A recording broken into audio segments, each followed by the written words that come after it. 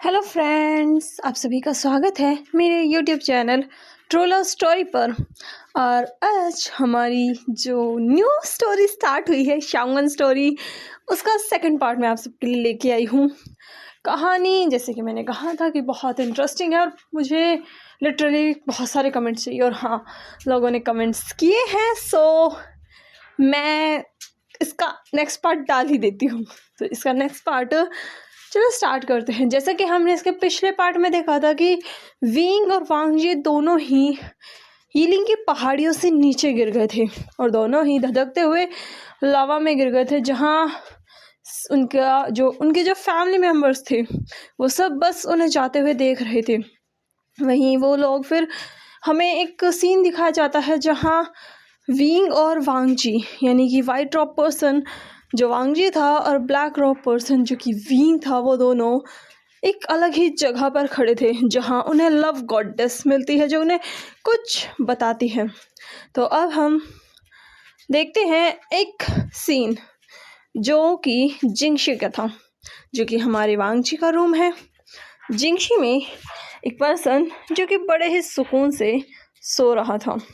सुबह के 4 बजे हुए थे, हाँ, और उस पर्सन की जो आंखें थी वो खुलने लगी थी क्योंकि 4 बजे उसका उठने का समय होता है, इसीलिए उसकी जो पलकें थी वो धीरे धीरे खुलने लगती है और वो पर्सन अपनी उन प्यारी प्यारी क्यूट क्यूट आइज़ को ओपन करता है।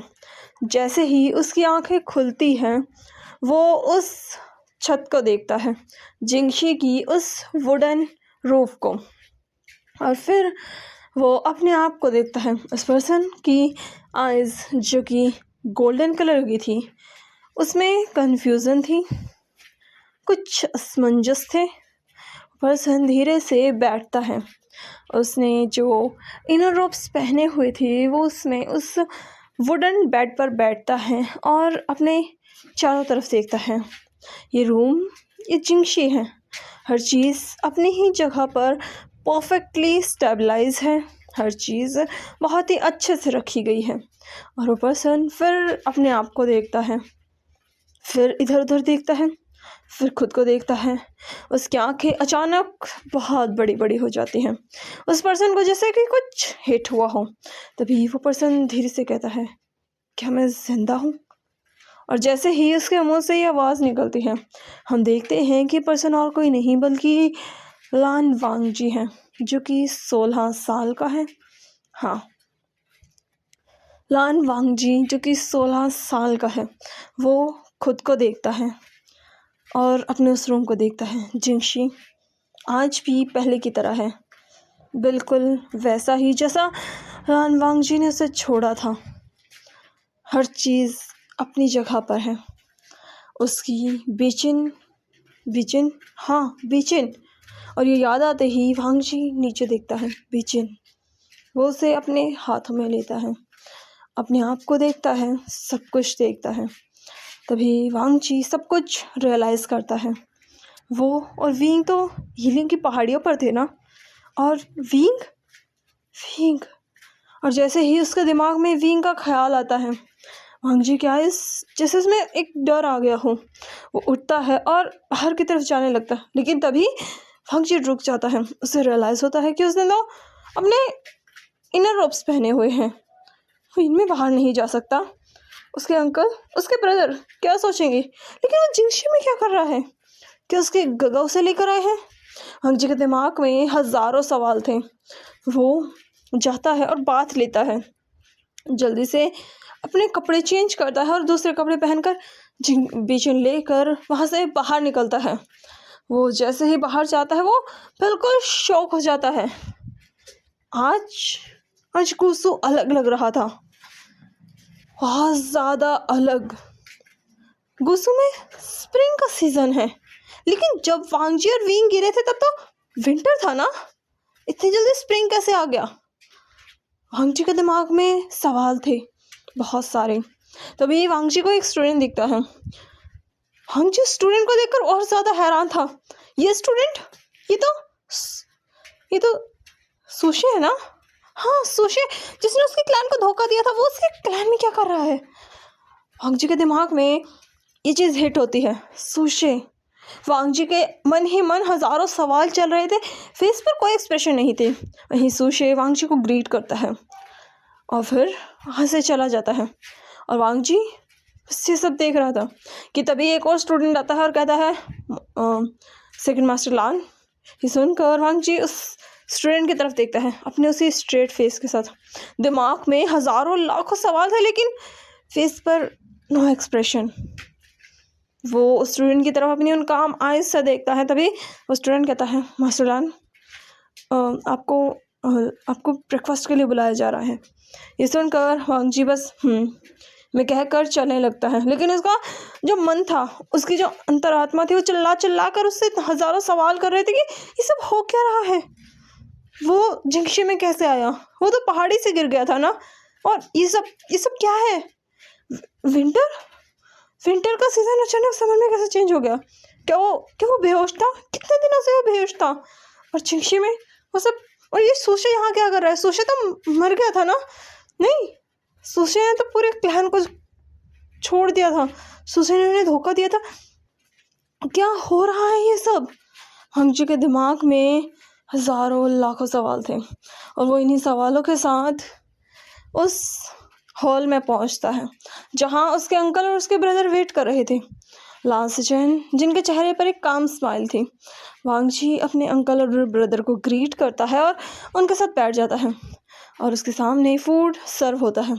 वांग जी उस फूड की सिप लेता है और फिर वो सिचेन और लान कुरैन को देखता है। तभी कुरैन अपना खाना ख़त्म करते हैं और वो लोग आराम से अपना खाना खाते हैं। वांग जी सवाल करना चाहता था लेकिन खाना खाते वक्त बात नहीं करते, ये रूल है लान क्लैन में, इसलिए वो शांति से बैठकर पहले खाना खाता है।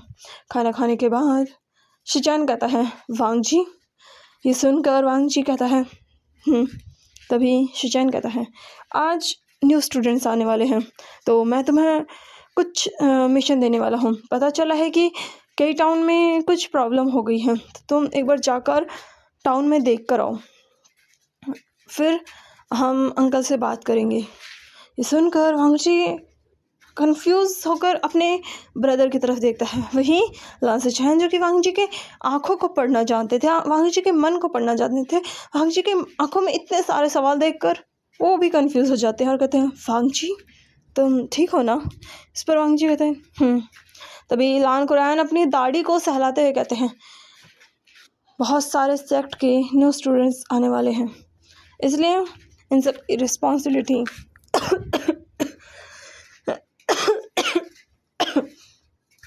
सिचैन मैं तुम्हें दे रहा हूँ। ये सुनकर सिचैन कहता है जी अंकल। ये सुनकर वांग जी कहता है स्टूडेंट।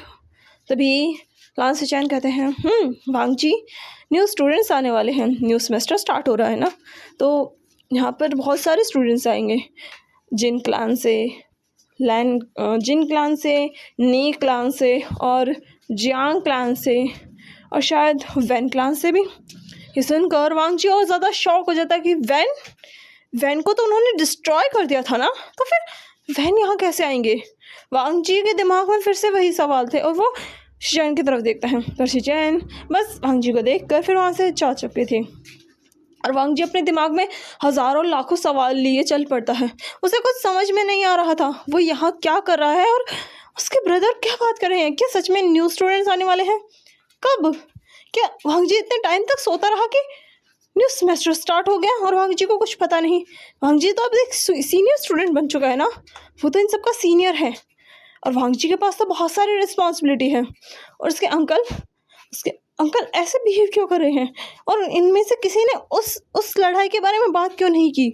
हमेशा तो जब भी ये खाने पर बैठते थे सबके बारे में बात होती थी, लेकिन इस बार कल्टीवेशन वर्ल्ड के बारे में कोई बात क्यों नहीं हुई, आखिर क्यों, क्या चल रहा है ये सब।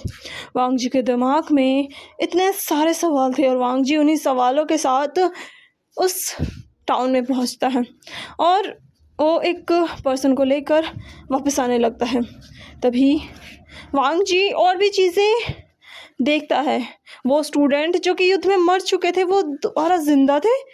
हाँ, इन स्टूडेंट को तो वांग जी ने खुद देखा था अपनी आंखों से मरते हुए, फिर ये जिंदा कैसे है। तभी वांग जी की नज़र एक और स्टूडेंट पर जाती है और वांग जी और ज़्यादा शॉक हो जाता है कि इसका का तो बहुत बुरे तरीके से उसे मारा गया था, तो फिर ये यहाँ क्या कर रहा है? वांग जी के दिमाग में पता नहीं कितने ही सवाल थे। तभी वांग जी जो कि जा रहा था कि उसके सामने एक मिरर आता है, एक आईना, और वांग जी जैसे ही उस आईने में खुद को देखता है, क्योंकि वांग जी बहुत कम ही आईना देखता था, वांग जी उस आईने में जैसे ही खुद को देखता है, वांग जी की आंखें बिल्कुल बड़ी बड़ी हो जाती है अपनी अपीयरेंस को देखकर। वांग जी ने वाइट कलर के रॉब पहने हुए थे, हाँ बिल्कुल वाइट गुस्सू रॉब, उसके सर पर फॉरहेड रिबन।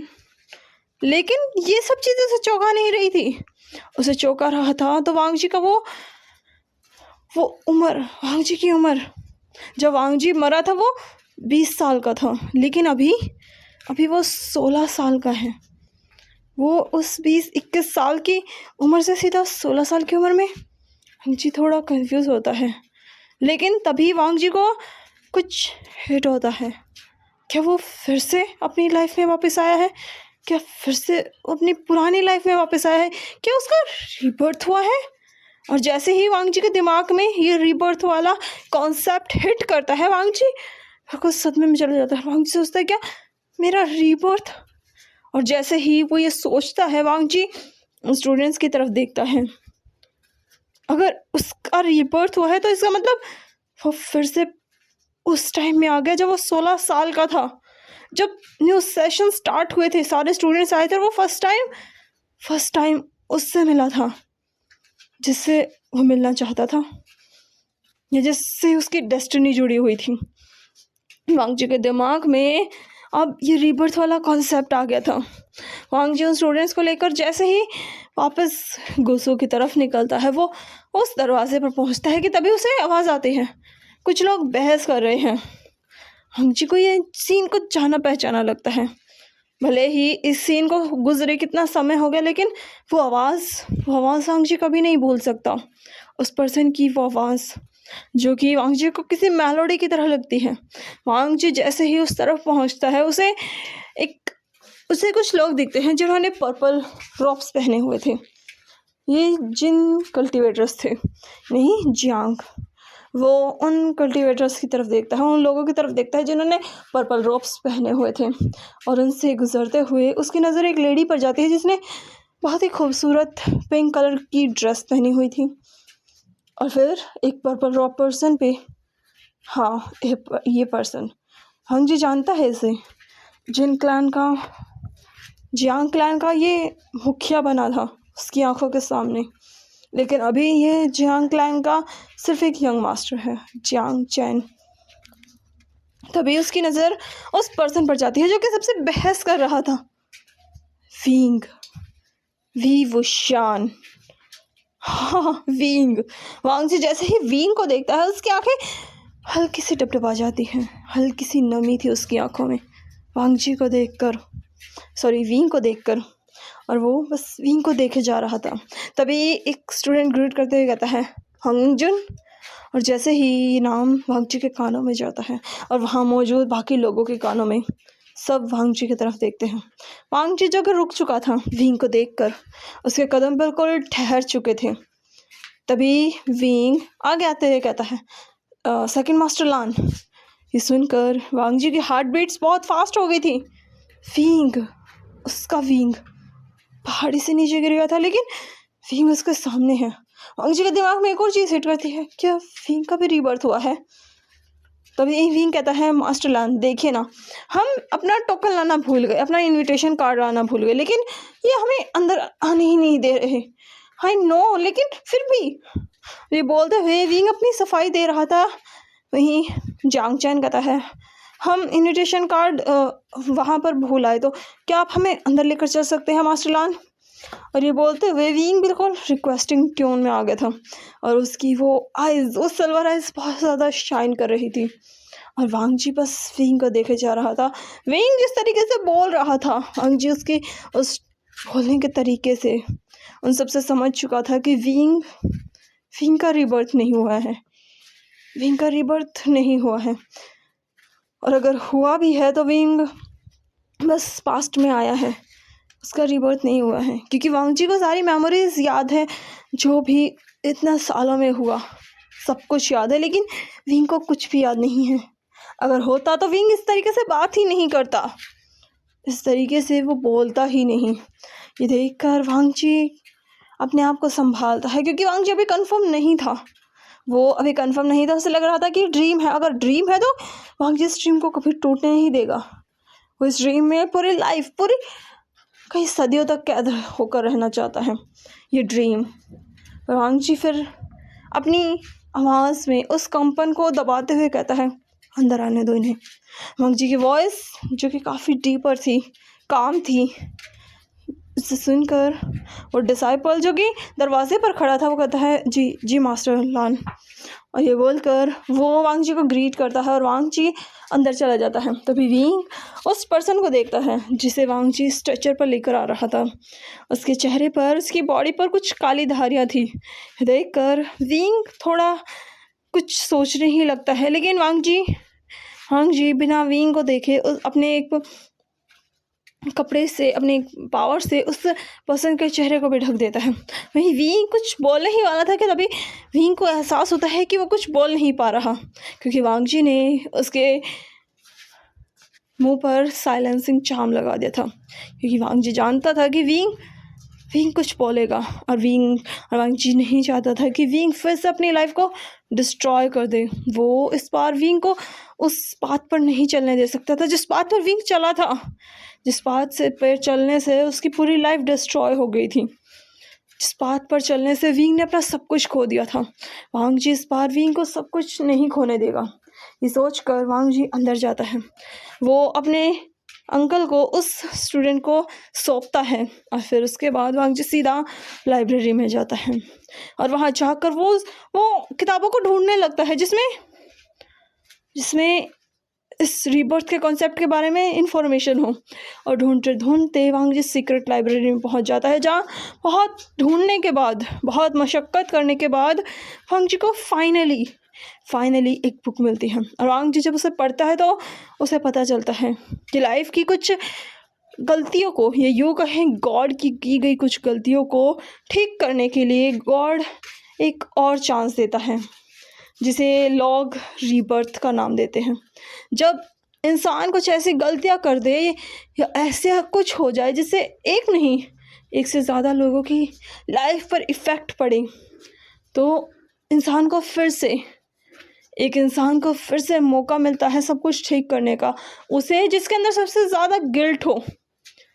और वांग जी के अंदर बहुत गिल्ट था, और इसीलिए वांग जी को सेकंड चांस मिला था सब कुछ फिर से शुरू करने का, जहाँ से सब कुछ ख़त्म हुआ था, सब कुछ ख़राब होना स्टार्ट हुआ था। और वांग जी ये जानकर काफ़ी खुश था कि चलो अब कम से कम वो अपनी विंग की लाइफ को ठीक कर पाएगा। और वांग जी के दिमाग में बस यही सब चल रहा था, और वो इस सब को सोच ही रहा था, उस बुक को पूरा पढ़ रहा था जहाँ से सब कुछ पता चलता है कि हाँ, ये उसका रीबर्थ है, सिर्फ उसका, विंग का नहीं। विंग बस अपने पास्ट में आया है, वांग जी पास्ट में आया है, विंग नहीं, वांग जी पास्ट में आया है, और उसके पास सारी मेमोरीज़ हैं, और अब उससे सब कुछ करना है।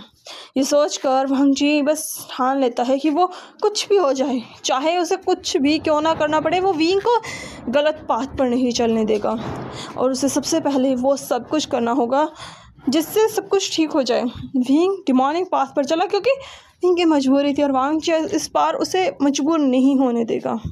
ये सब सोचकर वांग जी गहरी सांस लेता है और उस किताब को बंद करके वो बाहर आता है। फिर वो अपने गगा से मिलता है, जहाँ लान सेचैन उसे बहुत कुछ बताते हैं, और वांग जी उनकी बातें सुन रहा था। वांग जी ये बातें बहुत पहले भी सुन चुका है, समझ चुका है, लेकिन फिर भी अपने गगा की ये वॉइस सुनना उसे काफ़ी अच्छा लग रहा था। जब वो पहाड़ी से गिर रहा था, उसने सोचा था कि कभी वो ये आवाज़ सुन नहीं पाएगा, लेकिन आज फिर से वो ये आवाज़ सुन पा रहा है, उसके गगा की बातें सुन पा रहा है, और वांग जी इन सबसे बहुत खुश था। उसकी आंखें जैसे स्माइल कर रही थी, फेस पर भले ही नो एक्सप्रेशन हो, लेकिन उसकी आंखें तो बोलती हैं। उसकी आंखें जो स्माइल कर रही थी, और ये चीज़ लान सेचैन ने भी देखी थी, जिससे वो थोड़ा शॉक था लेकिन खुश भी था कि चलो उसका भाई खुश है। तभी लान सेचैन कहता है, वांग जी। तो सुनकर वांग जी अपने भाई को देख कर बस में जवाब देता है। तभी लान सेचैन कहता है, वांग जी मुझे पता है कि तुम्हें दोस्त बनाना पसंद नहीं, लेकिन अब नए स्टूडेंट्स आए हैं, तुम भी किसी को अपना दोस्त बना लो। वैसे भी मैंने सुना है बहुत अच्छे अच्छे स्टूडेंट्स हैं, अगर तुम किसी से दोस्ती करोगे तो इसमें कोई खराबी नहीं है। ये सुनकर वांग जी बस ने जवाब देता है। ये सुनकर लान सिचेन खुश होता है। तभी उन्हें कुछ आवाज़ आती है। ये सुनकर वांग जी कहता है, ब्रदर। इस पर लान सिचेन कहते हैं, हाँ, आज तुम रात को नाइट हंट पर हो। ये सुनकर वांग जी बस हाँ में सर हिलाता है। वांग जी जो कि नाइट हंट कर रहा था, उसे पता था आज विंग वाइन लेकर आने वाला है, और उसे ये भी पता है कि उसके विंग को वाइन से कितना प्यार है। ये सोच कर वांग जी के चेहरे पर एक छोटी सी स्माइल आती है, बिल्कुल छोटी सी, और वो उस रूफ पर घूमने लगता है क्योंकि उसे पता है कि विंग जल्दी ही आने वाला है। और जैसा उसने सोचा था, उसे आवाज़ आती है कि कोई दीवार फान कर आ रहा है। ये सुनकर वांग जी उस तरफ उड़ते हुए जाता है। वो देखता है कि विंग के हाथों में 4 वाइन की जार्स हैं जिन्हें वो लेकर आ रहा है, और बड़ा खुश है। उसके चेहरे पर वही बड़ी वाली स्माइल है, और उसके रोब्स जो कि वाइट कलर के हैं वो बिल्कुल फहरा रहे हैं। और विंग बहुत ज़्यादा खुश है और उन वाइन की बोतल्स को ऐसे देख रहा है जैसे कि उसने पता नहीं क्या विन किया हो।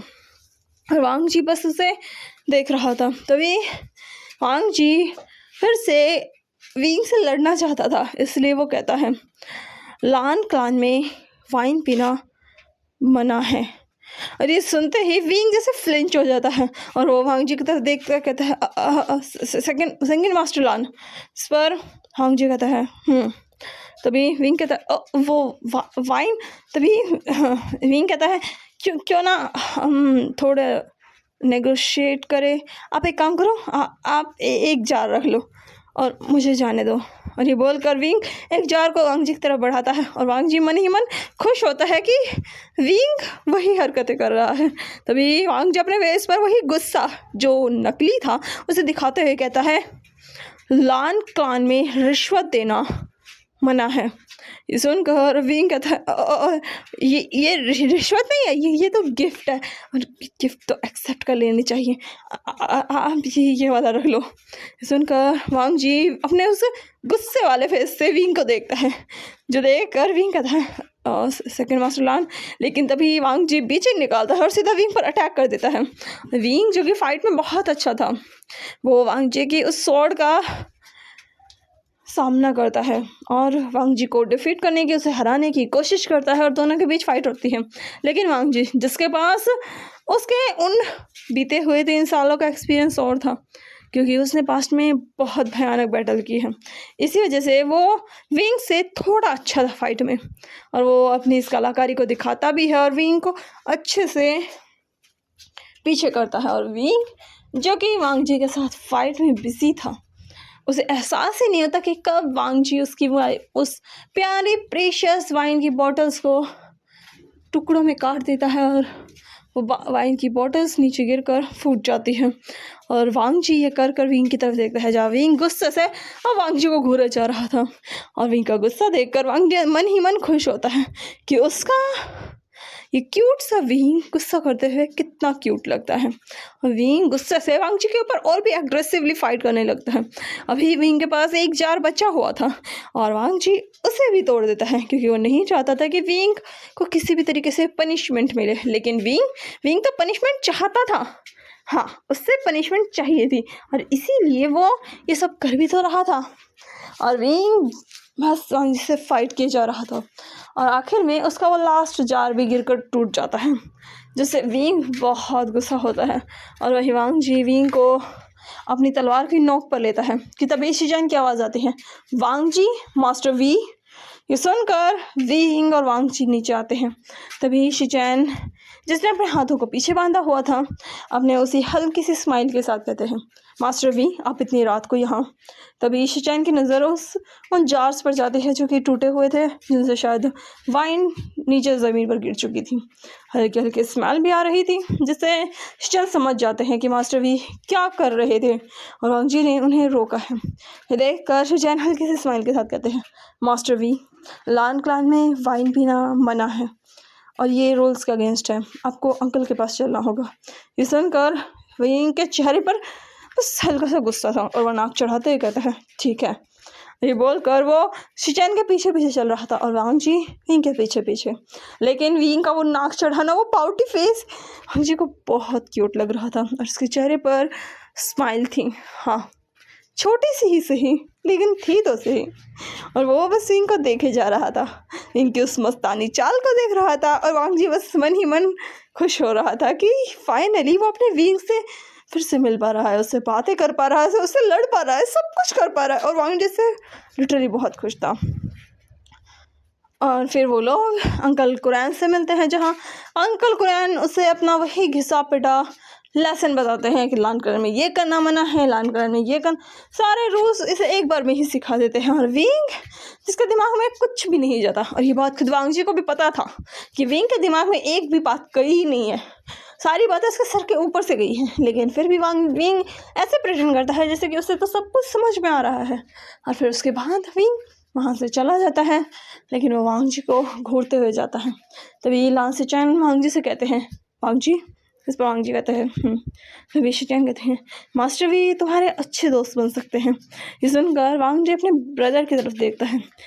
आज उसे अपने ब्रदर की नज़रों का बारे में पक्का पता चल चुका था कि उसके ब्रदर की नज़रें बहुत अच्छी हैं, क्योंकि ये बात उसके ब्रदर ने तब भी कही थी और अब भी यही बात कही है। और वांग जी पहले तो इस बात को नहीं माना था, लेकिन इस बार वांग जी इस बात के लिए एग्री है कि वी वूशान उसका दोस्त नहीं, बहुत कुछ बन सकता है।